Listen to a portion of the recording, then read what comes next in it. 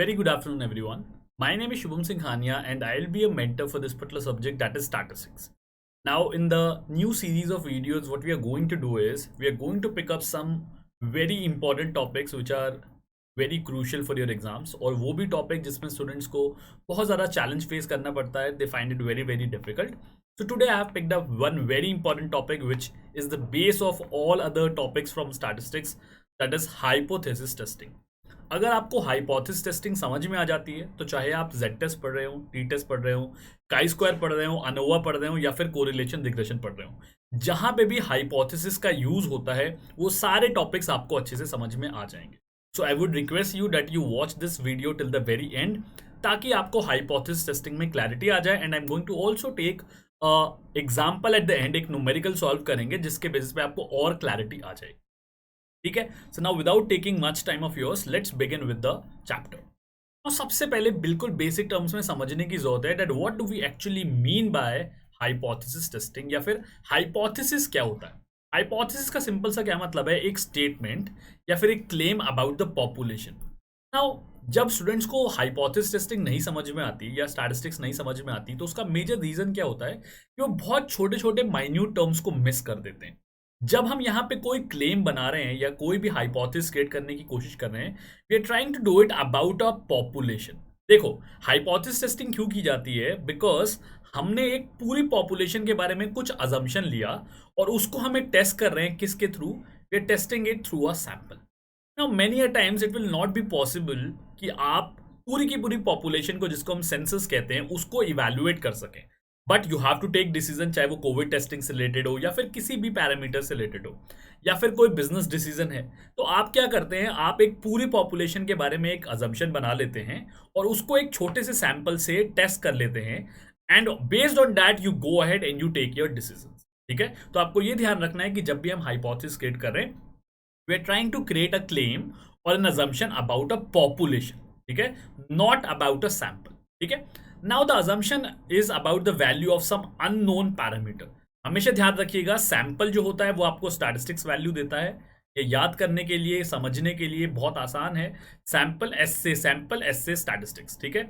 और जब हम पैरामीटर के बारे में बात करते हैं, चाहे वो मीन हो, स्टैंडर्ड डेविएशन हो या कुछ और, parameter is always related to your population. ठीक है. वो उसका मेजर है जो आपको बताता है कि पॉपुलेशन की कैरेक्टरिस्टिक क्या है. तो पी से पैरामीटर और पी से पॉपुलेशन. ठीक है. जैसे मैंने आपको कहा था that the hypothesis testing is going to be tested using a sample. ठीक है. अब किस तरीके की सैम्पलिंग होगी वो हम सैम्पलिंग के चैप्टर के अंदर पढ़ने वाले हैं कि कौन कौन सी सैम्पलिंग टेक्निक होती है. ब्रीफली आपको बता देता हूं, मेजरली प्रोबेबिलिटी और नॉन प्रोबेबिलिटी सैम्पलिंग टेक्निक होती है. प्रोबेबिलिटी सैम्पलिंग टेक्निक के अंदर every element of the universe, जो भी एलिमेंट है, जो भी सैंपल है आपका, जो भी पॉपुलेशन है, उसको इक्वल अपॉर्चुनिटी होती है of getting selected. There is no biasness, there is no kind of convenience that is being used. वैसे जब हम नॉन प्रोबेबिलिटी सैम्पलिंग के बारे में बात करते हैं, तो जो रिसर्चर होता है वो अपनी कन्वीनियंस के हिसाब से थोड़ा बहुत जजमेंट कर लेता है, जिसकी वजह से जो प्रोबेबिलिटी वाला एलिमेंट होता है वो वहां पे एलिमिनेट हो जाता है, and every element in the universe does not get an equal chance of getting selected. ठीक है. तो मेजरली हमेशा कोशिश करना चाहिए कि आपका जो सैंपल सिलेक्शन हो that is done on a probability sampling basis. ठीक है. तो फाइनली हम टेस्ट को सिलेक्ट करते हैं, एक टेस्ट रन करते हैं, चाहे वो जेड टेस्ट हो, काई-स्क्वायर हो, depending on your purpose and objective, और उसके बेसिस पे रिजल्ट जो आता है उसके बेसिस पे हम क्लेम कर देते हैं that whether it is reasonable to accept the hypothesis और नॉट. ठीक है. तो हमें सबसे पहले समझ में आ गया that what do we mean by hypothesis testing. आगे चलते हैं. अब एक प्रोसेस ऑफ हाइपोथेसिस टेस्टिंग देख लेते हैं that what all are the steps that are involved in a hypothesis testing. सबसे पहले क्या होता है, we set up a null hypothesis and an alternate hypothesis. अब आपको हमेशा ध्यान होना चाहिए that null hypothesis is represented by HO. ठीक है. और ये मेजरली यही एक हाइपोथेसिस होती है जिसको आप टेस्ट करने की कोशिश कर रहे होते हैं. It is also known as status quo hypothesis. और इसका रीजन क्या है कि आप आइडियली ये मान के चलते हैं कि ये जो हमारी नल हाइपोथेसिस है ये सही है. ठीक है. और इसको हमें रिफ्यूट करना है, and therefore we want that the null hypothesis should get rejected. Please यहाँ पे बॉग डाउन नहीं हुए, it's a very simple thing. आप ये मान के चल रहे हैं, I am explaining it once again, आप ये मान के चल रहे हैं कि जो नल हाइपोथेसिस आपने बनाई है ये अभी के लिए बिल्कुल सही है, बट आप अपने टेस्ट के बेसिस पे, जो भी आप टेस्ट यूज करेंगे उसके बेसिस पे आप चाहते हैं कि नल हाइपोथेसिस रिजेक्ट हो जाए और आप सिग्निफिकेंटली ये कह पाएं कि जो भी आपने नल हाइपोथेसिस बनाई है that was not correct, and therefore you want the null hypothesis to get rejected and alternate hypothesis to get accepted. ठीक है, बट उसके लिए रीजनेबल जस्टिफिकेशन होना चाहिए, सिग्निफिकेंट जस्टिफिकेशन होना चाहिए कि जो आपका नल हाइपोथेसिस है वो सही नहीं है। ठीक है, I hope this is clear. और अगर हम फेल कर जाते हैं then we say that we do not reject our null hypothesis, हम कभी भी नहीं कहते हैं दैट वी एक्सेप्ट। ठीक है, बिकॉज साइंटिफिकली हम अपने ऑल्टरनेट हाइपोथेसिस के थ्रू ही जा रहे हैं। ठीक है, I hope this is clear. तो बेसिक आपको समझ में आ गया कि नल हाइपोथेसिस जो होता है वो एचओ से डिनोट होता है, और ऑल्टरनेट जो है वो एच ए या फिर H1 से डिनोट किया जा सकता है। ठीक है, so that is going to be the first step in the hypothesis testing. Second is selecting the level of confidence, या फिर अगर मैं सही तरीके से कहूं तो it should be level of significance. अब लेवल ऑफ सिग्निफिकेंस क्या होता है, जिसको हम अल्फा से रिप्रेजेंट करते हैं। Level of significance is the probability of rejecting a null hypothesis when it is actually true. तो इसका मतलब क्या है, इसको हम एक एरर का नाम दे देते हैं जिसको हम कहते हैं टाइप 1 एरर। ठीक है, तो बेसिकली मैं क्या कहने की कोशिश कर रहा हूं कि एक रिस्क है, एक लेवल ऑफ रिस्क है कि हो सकता है कि हम अपनी टेस्टिंग करते समय गलती कर दें। भाई ह्यूमन एलिमेंट है, ठीक है, हम सैंपल के बेसिस पे जजमेंट कर रहे हैं, ये कोई ज़रूरी तो नहीं है कि 100% जो हमने टेस्ट किया वो सही है, उसके अंदर कुछ गलती हो सकती है। तो लेवल ऑफ सिग्निफिकेंस हमें क्या बताता है, अल्फा की एक वैल्यू बताता है जिसको अभी हम डिटेल में पढ़ेंगे। ये एक लेवल ऑफ रिस्क है जो ये बताता है कि टेस्ट के अंदर कुछ ना कुछ गलती हो सकती है। और लेवल ऑफ कॉन्फिडेंस क्या है, उसका कॉम्प्लीमेंट्री टर्म है जो हमें बताता है that we are confident, we are this much percentage confident कि जो हमारी वैल्यू निकल के आने वाली है सैंपल से that is going to lie in a particular range. इसका मतलब क्या है, सिग्निफिकेंस हमें एरर बता रहा है, ठीक है, और कॉन्फिडेंस वाइस वर्सा हमें बता रहा है that we are very confident, we are very sure, we are very certain that this particular value is going to lie in a certain range. ठीक है, तो ये दोनों टर्म्स जो हैं वो एक तरीके से कॉम्प्लीमेंट्री कह सकते हैं आप। अगर सिग्निफिकेंस लेवल बढ़ेगा तो कॉन्फिडेंस लेवल कम हो जाएगा एंड वाइस वर्सा। ठीक है, the third step is going to be selecting the test statistics. Now this is a very crucial element, और ये आपको सिर्फ तभी समझ में आएगा जब आपको ये पता है कि जेड टेस्ट, टी टेस्ट और बाकी सारे जो टेस्ट है उनका पर्पस क्या होता है। फॉर एग्जाम्पल अगर मैं बहुत ब्रीफली बताऊं कि अगर आपका सैंपल स्मॉल है, स्मॉल मतलब if it is less than 30 and आपको पॉपुलेशन स्टैंडर्ड डेविएशन नहीं पता है, standard deviation I hope we all know. So अगर आपको पॉपुलेशन स्टैंडर्ड डेविएशन नहीं पता है, ये दोनों कंडीशन जब सेटिस्फाई हो जाती हैं, what we use is a t test. ठीक है, और अगर लार्ज सैंपल है तब आप जेड टेस्ट यूज कर सकते हैं। दैट मीन्स अगर 30 से ज्यादा है आपका सैंपल तो आप वहां पे जेड टेस्ट का इस्तेमाल कर सकते हैं। ठीक है, नाउ द बेसिक फंडा इज कि कौन से टाइप का आप टेस्ट यूज करेंगे, ये आपको सारी कंडीशंस और आपके ऑब्जेक्टिव के बेसिस पे टेस्ट करना पड़ेगा। ठीक है, so that is going to be the third step. Fourth step is going to be establishing the decision rule. अब देखिए, क्योंकि आपको हाइपोथेसिस टेस्टिंग के अंदर ये देखना है कि finally as an outcome whether you are going to reject the null hypothesis और नॉट, तो आपको एक डिसीजन रूल बनाना पड़ता है कि अगर वैल्यू XYZ से ज्यादा आई तो हम उसे रिजेक्ट करेंगे या फिर हम उसे रिजेक्ट नहीं करेंगे। तो बेसिकली एक criteria, you are just setting up a condition or what you can say as a criteria जिसके बेसिस पे we are going to take a decision of rejecting or non rejecting the null hypothesis. ठीक है, finally fifth stage में आप क्या करेंगे, you are going to perform a computation जो हम करके देखेंगे लास्ट में न्यूमेरिकल के फॉर्म में, and then based on that you are going to give your conclusion कि whether you have to reject the null hypothesis और नॉट। तो आइडियली ये 6 स्टेप्स हैं जो आपको बिल्कुल थॉरो होने चाहिए, तो हम इनको पहले डिटेल में डिस्कस करेंगे and then I am going to take you towards the numerical. ठीक है, so let's start with the first step. First step is setting up of hypothesis. ठीक है, अब देखिए कोई भी बिजनेस है, कोई भी ऑर्गेनाइजेशन है, उस वो लगातार कुछ ना कुछ फंक्शनिंग करता रहता है, लगातार कुछ ना कुछ एक्टिविटी करता रहता है। तो जब भी उसको एक डिसीजन मेकिंग लेनी होती है, please try to understand that you are going to test a hypothesis when you have to take a decision. ठीक है, तो आप क्या करते हैं कि आप कुछ अजम्पशन बनाते हैं पॉपुलेशन के बेसिस पे, because it's not possible to evaluate the entire sample और इंटायर पॉपुलेशन, तो इसलिए आप हाइपोथेसिस क्रिएट करते हैं। ठीक है, तो 2 तरीके की हाइपोथेसिस होती है, मैंने आपको पहले भी बताया था। One hypothesis, the major status को one is known as the null hypothesis. ठीक है, जहां पे आप value of a parameter determine कर रहे हैं पॉपुलेशन के बारे में। ठीक है, और आपको ध्यान रखना है कि ये सैंपलिंग से पहले हो रहा है। कई बार स्टूडेंट्स कंफ्यूज हो जाते हैं कि सर सैंपलिंग के बेसिस पे हमें हाइपोथेसिस ड्रॉ करनी है या फिर नहीं। जी नहीं, आप जो हाइपोथेसिस ड्रॉ कर रहे हैं that you are drawing based on your assumption about a population. ये मैंने आपको पहले भी बताया था। Finally you are going to collect your sample, बाद में सैंपल कलेक्ट करेंगे, उसके बेसिस पे टेस्ट परफॉर्म करेंगे और उसके बेसिस पे डिटरमाइन करेंगे that whether we are going to reject the null hypothesis और नॉट। एक हाइपोथेसिस आपकी बन जाएगी नल हाइपोथेसिस, दूसरी हाइपोथेसिस कोई भी और हाइपोथेसिस जो आप क्रिएट करते हैं उसको हम कहते हैं ऑल्टरनेट हाइपोथेसिस, जो कि मेजरली H1 या फिर HA से डिनोट की जाती है। ठीक है, और आप किसको टेस्ट कर रहे हैं? Your testing your null hypothesis. ठीक है, तो ये भी आपको ध्यान रहना चाहिए in order to explain it to the examiner. ठीक है, सो पहला स्टेप हो गया हमारा सेटिंग अप ऑफ हाइपोथेसिस। तो next element is selecting the level of significance. अभी मैंने आपको बताया कि लेवल ऑफ सिग्निफिकेंस को हम ए से डिनोट करते हैं which is known as alpha. ठीक है, और ये होता है टाइप 1 एरर। टाइप 1 एरर का क्या मतलब है? Refers to the probability of rejecting a null hypothesis when it is true. तो खुद सोच के देखिए कि नल हाइपोथेसिस एक्चुअली में क्या है। जो भी आपने नल हाइपोथेसिस क्रिएट करी होगी HO, it is actually true, लेकिन आप इसको रिजेक्ट कर रहे हैं। अगर ऐसा कुछ हो रहा है तो हम यहाँ पे कुछ गलती कर रहे हैं ना, we are making some kind of error here. So this is known as your alpha या फिर टाइप 1 एरर। ये आपको बिल्कुल याद होना चाहिए, बिकॉज जब भी आप हाइपोथेसिस टेस्टिंग करते हैं तो एरर्स आएंगे ही आएंगे। There is no test in the world entire universe जो सैंपल पे डिटरमाइंड हो और वो 100% एक्यूरेट हो। बिकॉज अगर 100% एक्यूरेसी चाहिए तो हमें सेंसस या फिर पूरे पॉपुलेशन को ही इवेल्युएट करना पड़ेगा। और क्योंकि यहाँ पे एक टाइप का एरर हो रहा है इसलिए हम इसे कहते हैं लेवल ऑफ रिस्क, क्योंकि यहाँ पे रिस्क है कुछ गलती हो जाएगी तो आपकी डिसीजन मेकिंग फेल हो सकती है या फिर प्रॉब्लम क्रिएट हो सकती है। ठीक है, so the second step is selecting the level of significance. अब यहाँ पे एक और चीज मैं बता देता हूँ जो level of significance usually use की जाती है, दैट इज 0.05%, 5% जिसे बेसिकली हम कहते हैं। ठीक है, 1%, ठीक है, और it is going to be 10%। ठीक है, अब अगर आप मुझसे प्रैक्टिकली पूछेंगे, because I have been to the industry, मैंने कुछ एक्सपर्ट्स के साथ काम भी किया है बिजनेस इंडस्ट्री से, तो मैं आपको बता दूं कि क्या सिग्निफिकेंस लेवल सिलेक्ट किया जाएगा। That is going to be based on the industrial background और industrial trade. In terms of हर इंडस्ट्री का एक नॉर्म और क्राइटेरिया होता है। For example let say you are working in a pharmaceutical industry.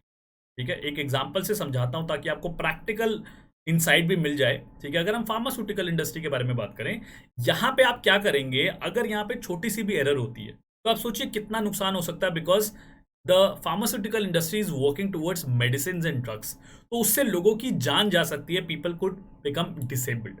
तो इसीलिए यहाँ पे जब हम क्राइटेरिया सेट करते हैं तो हम रिस्क को कम करना चाहेंगे, because the risk is alpha is denoted by the level of risk. तो इस इंडस्ट्री के अंदर जो सबसे ज्यादा कॉमनली यूज किया जाता है that is a 1% level of alpha और लेवल ऑफ रिस्क। ठीक है, वेयर लेट से आप किसी शू मैन्युफैक्चरिंग में वर्क कर रहे हैं या फिर लेट से गारमेंट्स के अंदर वर्क कर रहे हैं जहाँ पे बहुत ज़्यादा एरर होने से नुकसान नहीं होगा। ऐसा नहीं कि नुकसान नहीं होता कुछ भी, बट ह्यूमनली नुकसान नहीं होगा, किसी की हेल्थ पे इम्पैक्ट नहीं आएगा। तो वहाँ पे क्या होता है? वहाँ पे जो लेवल ऑफ सिग्निफिकेंस होता है वो जनरली 10% या 5% इस्तेमाल कर लिया जाता है। ठीक है, तो आपको प्रैक्टिकल आइडिया लग गया कि क्या रेलेवेंस है लेवल ऑफ सिग्निफिकेंस। ठीक है, एग्जाम पॉइंट ऑफ व्यू से बताऊं मैं तो आप तीनों में से कुछ भी यूज कर सकते हैं, इट्स टोटली योर चॉइस। ठीक है, unless and until the level of significance is given in the question. ठीक है, लेट्स मूव अहेड। अब क्योंकि लेवल ऑफ सिग्निफिकेंस पढ़ रहे हैं तो एरर समझना बहुत जरूरी है, and this is very very important. ये समझ लीजिए कि हाइपोथेसिस टेस्टिंग का बैकबोन है द एरर्स। ठीक है, बिकॉज जब तक आपको एरर नहीं समझ में आएगा आप उसको मिनिमाइज नहीं कर पाएंगे। ठीक है, now there are two kinds of errors जिसको हम टाइप 1 एरर और टाइप 2 एरर कहते हैं। बहुत आराम से समझाऊंगा, इसको बहुत ढंग से समझिएगा। टाइप 1 एरर क्या होता है? लेवल ऑफ सिग्निफिकेंस, अभी मैंने बताया, denoted by alpha, also known as level of risk. और ये क्या है? Probability of false rejection of null hypothesis. मतलब एक्चुअली नल हाइपोथेसिस ट्रू था and you have rejected it, तो हमने यहाँ पे गलती करी है। ठीक है, इसी का कॉम्प्लीमेंट्री टर्म क्या है? 1 माइनस अल्फा, जिसको हम कहते हैं लेवल ऑफ कॉन्फिडेंस। अगर मेरा लेवल ऑफ रिस्क अल्फा है, ठीक है, मतलब अगर जो गलती है, जो चांसेस हैं कि मेरा एरर हो सकता है, दैट इज अल्फा, तो 1 माइनस ए क्या हो जाएगा कि मैं कॉन्फिडेंट हूं कि मेरा एरर नहीं हो सकता। ठीक है, सो कन्वर्सली उसे हम क्या कहते हैं? लेवल ऑफ कॉन्फिडेंस, जिसका क्या मतलब होता है? Chance of accepting a null hypothesis when is true. ये तो अच्छी चीज है ना कि आपका नल हाइपोथेसिस ट्रू है and you are accepting it. ठीक है, this is a good term, you are not making any kind of errors here, तो ये डिनोट हो जाता है लेवल ऑफ कॉन्फिडेंस से। ठीक है, तो यहाँ पे हमें पहला एरर पता चल गया, that is type 1 error which is denoted by alpha. ठीक है, दूसरा एरर देखते हैं। भाई कोई जरूरी तो नहीं एक ही तरीके का एरर हो, तो दूसरी एक प्रोबेबिलिटी क्या है एरर होने की, जिसको हम डिनोट करते हैं टाइप 2 एरर से, which is denoted by beta. Beta इसको स्टैटिस्टिकली कहा जाता है। अब बीटा क्या है? Probability of false acceptance of null hypothesis. मतलब जो नल हाइपोथेसिस है वो फॉल्स है, इट वॉज फॉल्स एक्चुअली, ठीक है, और आपने क्या किया, आपने इसको एक्सेप्ट कर लिया। भाई ये भी तो गलती हो सकती है, कोई जरूरी थोड़ा ना कि आप रिजेक्ट ही करेंगे, ठीक है। हो सकता है कि नल हाइपोथेसिस एक्चुअली ट्रू ना हो और आप उसको नहीं रिजेक्ट कर पाए, you have not been able to reject it, rather आपने उसको एक्सेप्ट कर लिया है, ठीक है। This is again a kind of an error और इसको हम डिनोट करते हैं बीटा से, ठीक है। और अगर हम बीटा के बारे में बात करें तो बीटा का भी एक कॉम्प्लीमेंट्री टर्म होगा which is denoted by 1 minus B, that is power of a statistical test. Power of a statistical test से क्या मतलब है? देखिए, लेवल ऑफ कॉन्फिडेंस तो आराम से समझ में आ गया। पावर ऑफ स्टैटिस्टिकल टेस्ट से ये मतलब है कि हमने जो टेस्ट यूज किया है, हमने जो स्टैटिस्टिक्स यूज करी है, चाहे वो टी टेस्ट यूज किया है, जेड टेस्ट यूज किया है, वो कितना केपेबल है, कितनी कैपेसिटी है उसकी, कितना उसके अंदर एबिलिटीज हैं to give us a good result. हम बार बार क्यों कहते हैं कि हमें लार्ज सैंपल यूज करना चाहिए? देखिए, बहुत इंपॉर्टेंट चीज बता रहा हूं मैं, ये प्लीज को ध्यान से समझ लीजिए। हम बार बार क्यों कहते हैं कि हमें लार्ज सैंपल यूज करना चाहिए? क्योंकि जब हम लार्ज सैंपल यूज करते हैं तो ये टाइप बी एरर जो है ये रिड्यूस हो जाता है, बिकॉज जितना ज्यादा आप इसको यूज करेंगे उतना ज्यादा चांसेस है, जितना ज्यादा लार्ज सैंपल यूज करेंगे उतना ज्यादा चांसेस हैं that you will be able to identify the error. जब भी हमारे पास ज्यादा सैंपल होता है तो जो मिस्टेक्स के की प्रोबेबिलिटी होती है वो हमेशा रिड्यूस हो जाती है।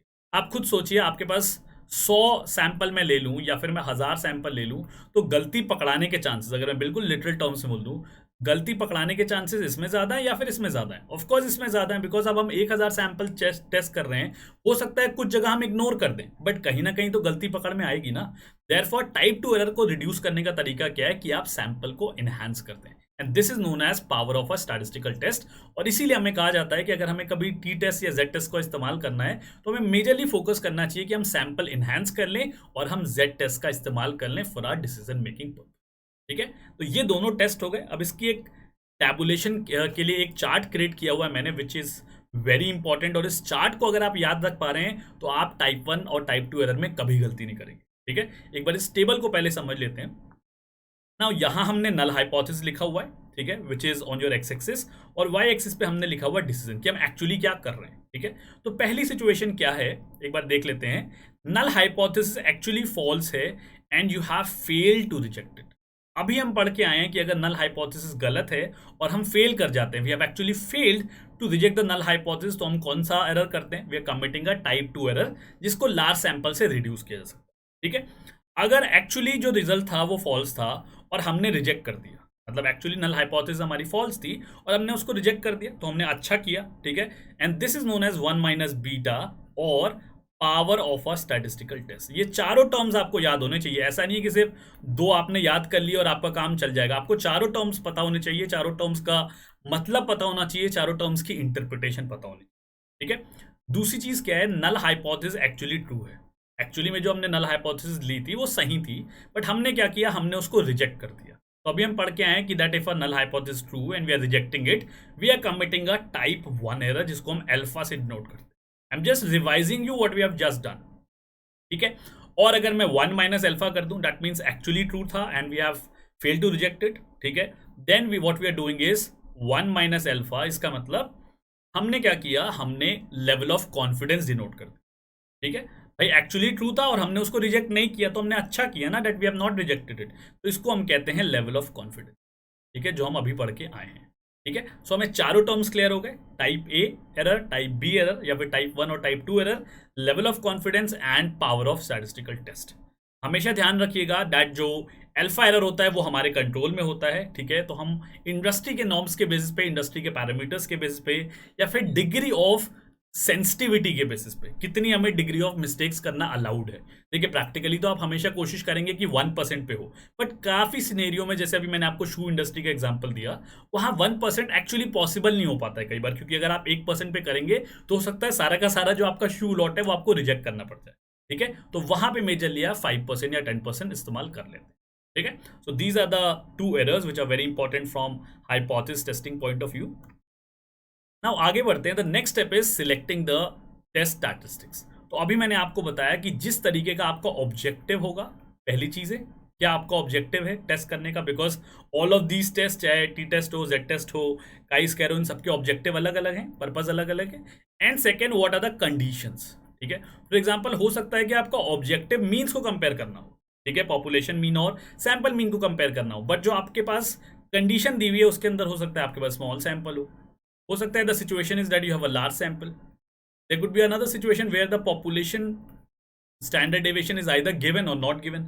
So objective plus the conditions which are there in terms of your sample, उसके बेसिस पे आपको एक टेस्ट सेलेक्ट करना पड़ता है। अब कैसे टेस्ट सेलेक्ट होगा, इसके लिए आपको सारे टेस्ट पढ़ने पड़ेंगे जो हम आगे के सब्सिक्वेंट चैप्टर्स में पढ़ने वाले, ठीक है। उसके बाद एक बहुत बेसिक सा फॉर्मूला है जो हम लगाते हैं, दैट इज टेस्ट स्टैटिस्टिक्स। जो भी आप कैलकुलेट कर रहे हैं, लेट्स से Z कैलकुलेट कर रहे हैं, सैंपल स्टैटिस्टिक्स, लेट्स से जो आपका सैंपल मीन निकल के है, प्लीज इस टर्म को बहुत अच्छे से समझिए, बिल्कुल सिंपल सा फॉर्मूला है ये, इसमें कुछ भी नहीं है, ठीक है। एक्स बार जब मैं लगाता हूं तो I am talking about a sample mean, ठीक है, ये सैंपल मीन को डिनोट कर रहा है। हाइपोथेसाइज पैरामीटर, हमने पहले स्टेप में पढ़ा था कि जो हम हाइपोथेसिस क्रिएट करते हैं, और यहाँ पे देखिए वर्ड लिखा हुआ है पैरामीटर, इसका मतलब ये पॉपुलेशन की अजम्पशन है जिसको हम डिनोट करते हैं म्यू से, ये म्यू टर्म है। और finally standard error of the statistics. Standard error of statistics निकालने का क्या तरीका है, standard deviation by root N. तो ये एक बेसिक सा फॉर्मूला है जो मैंने Z टेस्ट के लिए इस्तेमाल किया है, और इसके बेसिस पे मैं वैल्यूज कंप्यूट कर सकता हूं, फाइनली डिसीजन रूल बना के इंटरप्रिटेशन कर सकता हूं that whether the null hypothesis has to be rejected और नॉट। तो ये फॉर्मूला आपको बिल्कुल याद होना चाहिए, बिल्कुल बेसिक फॉर्मूला है in order to determine that whether the null hypothesis has to be rejected और नॉट। तो बेसिकली ये कंप्यूटेशन बेस्ड फॉर्मूला है, ठीक है। आगे चलते हैं। The very important step is establishing the decision rule, क्योंकि जब तक आपके पास एक कंडीशन नहीं होगी, एक क्राइटेरिया नहीं होगा, how are you going to actually determine कि हमें रिजेक्ट करना है या फिर नहीं रिजेक्ट, ठीक है। अब ये कैसे पता चलता है, इसके लिए सबसे पहली चीज आपको क्या पता होना चाहिए कि जो आपको सिचुएशन दी हुई है, जो आपने हाइपोथेसिस क्रिएट की हुई है, whether it is a two tail test या फिर टू टेल हाइपोथेसिस है या फिर it is a one tail test. अब ये समझने का एक सिंपल सा रूल आपको मैं बता रहा हूं जो याद रखिए, बहुत बहुत डिटेल में भी आप पढ़ेंगे तब भी कई बार नहीं समझ में आता, तो इसका एक सिंपल सा रूल मैं आपको बता रहा हूं। अगर आपको वैल्यू चेक करनी है एक स्पेसिफिक पैरामीटर के ऊपर, लेट से मैं कह रहा हूं वेदर पॉपुलेशन, ये मेरी नल हाइपोथेसिस में क्रिएट कर रहा हूं HO, U is equal to 5, ठीक है। अगर मैं ये क्रिएट कर रहा हूं U इज इक्वल टू 5, इसका मतलब मैं क्या कह रहा हूं, that the values can either be greater than 5 also और it could be less than 5 also. मतलब ये वैल्यू 5 से ज्यादा भी हो सकती है, 5 से कम भी हो सकती है। That means I can move in both the directions. अगर मैं दोनों डायरेक्शन में मूव कर सकता हूं, then this is what, this is your two tail test. बहुत बेसिक सा रूल है। Rather if I am saying whether the value is U is greater than 5 or whether the value is less than 5, जो भी मैं कह रहा हूं, मतलब whatever be the situation, now when I am determining that whether it is more or less, तो मैं क्या कह रहा हूं, मैं एक डायरेक्शन की तरफ मूव कर रहा हूं, then in that case it is going to be a one tail test। एक सिंपल सा रूल है जो आपको याद रखना है, और ये आपको पूरे हाइपोथेसिस टेस्टिंग में हेल्प करने वाला है ये डिटरमाइन करने में कि टू टेल टेस्ट है या फिर वन टेल टेस्ट। खुद सोचिए, अगर आपने टेल ही गलत आइडेंटिफाई करी तो आप डिसीजन रूल गलत बनाएंगे, अगर आप डिसीजन रूल गलत बनाएंगे तो पूरा हाइपोथेसिस गलत होने वाला है। This you have to remember, ठीक है। तो हमें सबसे पहले क्या करना है, हमें ये आइडेंटिफाई करना है कि टू टेल टेस्ट है या फिर वन टेल टेस्ट। कहीं पे भी अगर क्वेश्चन में एक स्पेसिफिक वैल्यू गिवन हो, देन यू वुड नो कि भाई it's a two tail test, because ये दोनों डायरेक्शन में मूव कर सकता है। वेरएज अगर एक साइड डायरेक्शन गिवन हो कि क्या जो हमारी सैंपल की वैल्यू है वो 5 से ज्यादा है या 5 से कम है, तो हमें पता चल जाएगा that whether it is a one tail test और अ टू टेल, ठीक है। I hope this is clear. एक एग्जांपल से पढ़ेंगे तो और समझ में आ जाएगा। थोड़ा सा और रिकैप कर लेते हैं वन टेल टेस्ट का। Rejection area lies in one and. तो जब मैं बात कर रहा हूं वन टेल टेस्ट की, तो मैं क्या बताना चाह रहा हूं आपको कि एक ही साइड है, चाहे वो लेफ्ट होगा या वो राइट होगा, it can be anything, but एक ही तरफ हमारा रिजेक्शन एरिया लाई करता है। वैसे जब हम टू टेल टेस्ट के बारे में बात करते हैं तो दोनों तरफ हमारे पास रिजेक्शन एरिया लाई करने वाला, ठीक है। एक एग्जांपल यहाँ पे देख लेते हैं तो आपको समझ में आ जाएगा। देखिए यहाँ पे क्या गिवन है, दैट ऑल्टरनेट हाइपोथेसिस क्या बन रही है, दैट U इज म्यू जिसे हम कहते हैं is less then the mu 0 या फिर जो सैंपल वैल्यू यहाँ पे हमारी निकल के आ रही है। तो ये क्या बता रहा है हमें कि यहाँ पे एक साइड मूव कर रहे हैं। तो ये क्या है हमारा, this is our left tail test, इसको हम लेफ्ट टेल टेस्ट कहेंगे। और ये क्या है हमारा, this is our right tail, ठीक है, क्योंकि हम मोर या फिर लेस के बारे में बात कर रहे हैं। सेकेंड सिचुएशन अगर आप देखते हैं तो यहाँ पे क्या हो रहा है, हम बोल रहे हैं that whether mu is equal to mu not और it is not equal to. मतलब this can move into any of the direction, दोनों डायरेक्शन में ये मूव कर सकता है, therefore this is going to be a two tail test. अगर मैं डायग्रामेटिक रिप्रेजेंटेशन आपको दिखाऊं तो टू टेल टेस्ट में आप देखिए जो डिजेक्शन रीजन है वो दोनों तरफ आएगा, on both the sides, towards the left also, towards the right also. One tail test में it is either going to come on the left side, ठीक है, जो कि इस सिचुएशन में है, या फिर it is going to come on the right side. वो टेल पे डिपेंड करेगा कि लेफ्ट साइड होगा या फिर राइट साइड। तो इसके बेसिस पे हम डिसीजन रूल क्रिएट कर लेते हैं, ठीक है। लेट्स मूव अहेड, आगे चलते हैं। Now once we have decided a decision rule, what we are going to do, we are going to make a computation, जो मैंने अभी आपको z का फॉर्मूला दिया था, और उसके बेसिस पे हम डिटरमाइन करेंगे that whether the value falls into a acceptance region और अ रिजेक्शन रीजन, ठीक है। एक छोटा सा यहाँ पे मैं आपको डायग्राम बना के दिखाता हूँ so that you have a clarity. Let's say that we have a two tail test, दो टेल टेस्ट है मेरे पास, ठीक है। तो हमारे पास क्या गिवन होगा, हमारे पास गिवन होगा लेवल ऑफ सिग्निफिकेंस। अब लेवल ऑफ सिग्निफिकेंस के बेसिस पे हम क्या करेंगे, I hope you all are aware about the Z test table. हमारे पास एक जेड टेस्ट टेबल होती है। अगर एग्जाम में आपको जेड टेस्ट टेबल नहीं दी होगी तो आपके क्वेश्चन के अंदर, I am repeating it once again, please listen to me very carefully, आपके क्वेश्चन के अंदर आपको level of significance plus Z test table की वैल्यू गिवन होगी, ठीक है। फॉर एग्जाम्पल लेट से हम लेवल ऑफ सिग्निफिकेंस ले लेते हैं 0.05 या 5% लेवल ऑफ सिग्निफिकेंस ले लेते हैं। तो इस सिचुएशन में क्या होगा, what is going to happen in this situation, क्योंकि ये दो टेल टेस्ट है तो जो ये वैल्यू है दो पार्ट में स्प्लिट हो जाएगी, it is going to be split into 0.025, ये हमारी वैल्यू स्प्लिट हो गई डिवाइडेड बाय 2, क्योंकि दो साइड है। अगर लेवल ऑफ सिग्निफिकेंस 5% गिवन है और टू टेल टेस्ट है तो ये 5% डिवाइडेड बाय 2 हो जाएगा, it's going to split into two parts. अब अगर आप जेड टेस्ट टेबल में जाके वैल्यू देखते हैं, आई बिलीव कि आपको जेड टेस्ट टेबल देखनी आती है, नहीं आती तो प्लीज एक बार जाके उसको देखिएगा। जेड टेस्ट टेबल के अंदर आपको क्या देखना है कि 0.025 पे 0.025 पे आपकी जेड टेस्ट की वैल्यू क्या आ रही है, that is going to help you determine the criteria. मैं आपको बता दूं, आपको धीरे धीरे याद ही हो जाएगा जैसे जैसे आप प्रैक्टिस करेंगे। If it is a 5% level of significance और टू टेल टेस्ट है तो जो आपकी वैल्यू निकल के आएगी that is going to come out to be 1.96, that is going to be plus 1.96 and the other one is going to be minus 1.96। दोनों क्यों निकल के आ रही है, क्योंकि टू टेल टेस्ट है, एक वैल्यू इधर आएगी, ठीक है 1.96 एंड एक वैल्यू आ जाएगी इधर 1.96। अब मैं ये आपको क्यों बता रहा हूँ, why I am telling you this, because based on this हमने क्या किया, हमने एक रिजेक्शन रूल बना लिया या रिजेक्शन क्राइटेरिया सेट कर लिया कि अगर मेरी values, now please listen to me very carefully, अगर हमारी टेस्ट स्टैटिस्टिक्स के बेसिस पे हमारी वैल्यू रिजेक्शन रीजन में आती है तो हम क्या करेंगे, नल हाइपोथेसिस को रिजेक्ट कर देंगे। और अगर हमारी वैल्यू एक्सेप्टेंस रीजन में आती है, this is our level of acceptance, acceptance region जिसे हम कहते हैं, इसमें आएगी, then we are not going to reject our null hypothesis. तो हमने क्या किया, हमने लेवल ऑफ सिग्निफिकेंस के बेसिस पे what we did is we have determined, we have categorise our rejection region. तो ये हमें करना है, इसके बाद हमें कुछ नहीं करना, सिंपल सी कैलकुलेशन कर देनी है और जो भी वैल्यू आएगी उसके बेसिस पे डिटरमाइन कर देना, ठीक है। I hope the theory part and the concept part of hypothesis testing is well clear to you. आपको बस यही ध्यान रखना है कि टू टेल टेस्ट है या वन टेल टेस्ट है और उसके बेसिस पे जेड टेबल से वैल्यूज देखनी आनी चाहिए, ठीक है। That is the only major task that is to be done, ठीक है। अब एक छोटा सा न्यूमेरिकल लेते हैं just to explain it to you in a much more detail manner, ताकि आपको और क्लैरिटी आ जाए, ठीक है। तो प्लीज इस एग्जांपल को बहुत ध्यान से पढ़िएगा और आप मेरे साथ भी प्रैक्टिस कर सकते हैं। Suppose that a sample of 25 serial boxes has indicated a sample mean of 372.5 ग्राम, ठीक है। तो प्रोबेबली बैकग्राउंड क्या है कि कुछ सीरियल बॉक्सेस का सैंपल निकाल के हाइपोथेसिस क्रिएट करने की कोशिश की जा रही है, ठीक है, कि क्या जो सीरियल बॉक्सेस का वेट है वो सेम आता है या फिर नहीं, that is going to be a probable hypothesis, ठीक है। और hypothesise mean value was expected to be 368 grams, ठीक है। तो सबसे पहले आपको क्वेश्चन को ध्यान से पढ़ना है और सारी चीजों को नोट डाउन कर लेना है। Population standard deviation is given as to be 15, explain whether the null hypothesis being rejected और, सिंपल सा क्वेश्चन है, पहले सारी वैल्यू लिख लेते हैं, ठीक है। तो हमारी पहली वैल्यू क्या आने वाली है, सबसे पहले हम क्या लेंगे, हम म्यू ले लेंगे जो कि पॉपुलेशन पैरामीटर है, क्या गिवन है 368 ग्राम्स, तो मैंने 368 ग्राम्स की वैल्यू लिख ली, ठीक है। सैंपल स्टैटिस्टिक्स, ठीक है, जो एक्स बार कहलाता है, ठीक है, ये क्या गिवन है, it is given as to be 372.5, ठीक है। एन जो कि सैंपल है कितना गिवन है, it's given as to be 25, small sample है। और स्टैंडर्ड डेविएशन कितना गिवन है, standard deviation is given as to be 50। तो ये चार इंपॉर्टेंट वैल्यूज हैं जो हमें पता चल गई, ठीक है।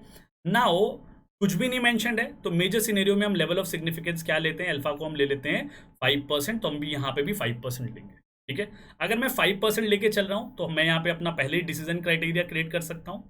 ठीक है, let's create a decision criteria. Now I believe that you will be able to tell me that whether this is going to be a two tail test और not. It is going to be a two tail test. क्यों? क्योंकि यहाँ पे clearly लिखा है mean value was expected to be 368 grams. एक specific value given है, अभी मैंने आपको बताया था कि अगर एक स्पेसिफिक वैल्यू गिवन है then it is going to be a two tail test. अगर यहाँ पे हमारे सामने गिवन होता है whether it is greater than 368 gram, whether it is less than 368 gram, तो हम क्या करते हैं, हम वन टेल टेस्ट बनाते हैं। बट क्योंकि यहाँ पे बहुत क्लियरली गिवन है whether the value is 368 grams और not, therefore it is going to be a two tail test. ठीक है, अब हमें पता है, हम अभी पढ़ के आए हैं कि अगर 5% लेवल ऑफ सिग्निफिकेंस के बारे में बात की जाए और टू टेल टेस्ट हो तो हमारा डिसीजन क्राइटेरिया क्या होने वाला है students? I hope you remember, we have just discuss, it's going to be 1.96 plus और it is going to be -1.96। तो दोनों तरफ के हमारे पास दोनों टू टेल टेस्ट के रिजेक्शन एरिया हमने सेट कर लिए हैं। तो आपको एक एक स्टेप ध्यान रखना है। सबसे पहले आपको क्या करना है, सबसे पहले आपको सारे एलिमेंट्स को लिख लेना है। सेकंड आपको क्या करना है, अगर क्वेश्चन में लेवल ऑफ सिग्निफिकेंस गिवन है वेल एंड गुड, वरना आप अपने आप लिख सकते हैं और आप अजम्पशन दे सकते हैं, आपके एक भी मार्क्स नहीं कटने वाले। तो सबसे कॉमन प्रैक्टिस क्या है कि ना ही बहुत ज़्यादा एक्सट्रीम वैल्यू ली जाए, दैट इज 1%, और ना ही 10% ली जाए। 5% is a readily acceptable level of significance. तो आपने 5% के हिसाब से अपना जेड टेस्ट टेबल में वैल्यू देखी, हमें क्योंकि पता है it's a two tail test, तो 1.96 वैल्यू आएगी। तो हमने अपना क्राइटेरिया सेटअप कर लिया। अब फाइनल काम आता है कंप्यूटेशन का। आपको ये रूल पहले से ही पता है कि अगर हमारी वैल्यू 1.96 से ज़्यादा आती है या फिर रिजेक्शन रीजन में लाई करती है, चाहे वो माइनस है चाहे वो प्लस है, अगर वो रिजेक्शन रीजन में लाई करेगी तो हम अपने नल हाइपोथेसिस को रिजेक्ट कर देंगे। अगर वो एक्सेप्टेंस रीजन में लाई करेगी then we do not reject the null hypothesis. ठीक है, now we have read a formula, हमने एक फॉर्मूला पढ़ा था, तो हम उस फॉर्मूले का इस्तेमाल कर लेते हैं यहाँ पे। ठीक है, अब आप प्लीज यहाँ पे ध्यान रखिएगा कि यहाँ पे सैंपल जरूर छोटा है, बट क्योंकि पॉपुलेशन स्टैंडर्ड डेविएशन गिवन है इसलिए मैं जेड टेस्ट का इस्तेमाल कर रहा हूँ। इसके लिए आपको सारे टेस्ट अच्छे से पढ़ने पड़ेंगे सो that you do not mess around. या फिर एक और यहाँ पे अजम्पशन हो सकती है कि भाई हम सेंट्रल लिमिट थ्योरम लगा रहे हैं, ठीक है, अज्यूम कर रहे हैं कि नॉर्मली डिस्ट्रीब्यूटेड है डेटा। ठीक है, this could be another example, another assumption जिसके बेस पे हम जेड टेस्ट यूज करें। ठीक है, तो सिंपली हमें क्या करना है, we have to use the formula. ठीक है, this was our formula, I hope you remember, अभी हमने डिस्कस किया था that this is going to be our test statistics formula। ये हमारा सिंपल सा फॉर्मूला होने वाला है। जल्दी से इस फॉर्मूले को लगाइए और मुझे जल्दी से इसका आंसर बताइए। ठीक है, मैं आपके लिए जल्दी से कैलकुलेशन कर देता हूँ। It's not a very difficult thing to calculate. देखिए, अगर आपको कंसेप्ट पता है तो आपको कैलकुलेशन करने में बिल्कुल भी टाइम नहीं लगेगा। अगर आपको कंसेप्ट नहीं पता है you are going to take a lot of time, आपको बहुत ज़्यादा टाइम लगने वाला है इस केस में। ठीक है, 25 को अंडर रूट कर दिया मैंने, it's going to come out to be 5। ठीक है, इसको सॉल्व कर लिया मैंने, this is going to be 4.5, this is going to be 3, it's going to come out to be 1.5। 1.5 हमारी वैल्यू निकल के आ रही है which is a positive value. ठीक है, इसका मतलब क्या है, आपको बहुत क्लियरली इसका आंसर पता है that this is not lying in the rejection area, it is lying in the acceptance range. मतलब ये यहाँ पे लाई कर रहा है 1.5 की जो वैल्यू है, एंड देयरफॉर डिसीजन क्या हो जाएगा, that we do not reject the null hypothesis. ये हमारी फाइनल कंक्लूजन हो जाएगी। मतलब हम ये नहीं कह सकते हैं, वी कैन नॉट से this that the value is significantly different from 368 grams. मतलब हम अपने सैंपल के बेसिस पे ये नहीं कह पाए, दो हमारा सैंपल का जो वैल्यू आया है that has come out to be 372.5, but हम ये नहीं कह पाए हैं that it is significantly different from 368 gram. ये आपका फाइनल कंक्लूजन हो जाएगा and we are not rejecting our null hypothesis. It is a very simple calculation, और मैं आपको बार बार बोल रहा हूँ कैलकुलेशंस कभी भी डिफिकल्ट नहीं आने वाली हैं, और मोस्ट प्रोबेबली आपको कैलकुलेटर अलाउड ही होता है, बट बेसिक कंसेप्ट आपको पता होने चाहिए in order to solve such typical question. ठीक है, आई होप आपको हाइपोथेसिस टेस्टिंग अच्छे से क्लियर हो गया होगा। अगर आपको लगता है कि आपको ये चैप्टर समझ में आया, you can hit the like button, you can subscribe to the channel.